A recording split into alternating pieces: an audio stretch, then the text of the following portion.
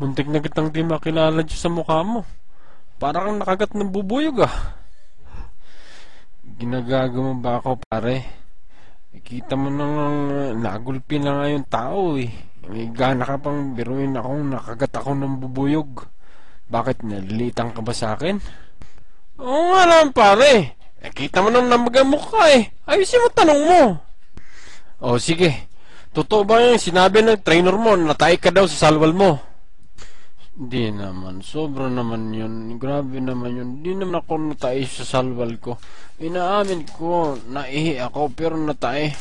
Kahit tingnan nyo brief ko. Ano ba naman yung tanong mo? Sobra naman yan. Ayusin mo, ayusin mo. Ikaw Robert, ikaw tong nagsabi na natay itong si Margarito. Ba't mo naman sinisiraan tong bata mo? Di naman pala siya natay, naihi lang daw. Sinungaling ka, gago ka. Wala akong sinabi na natay siya sa salwal. Tayo tayo dyan.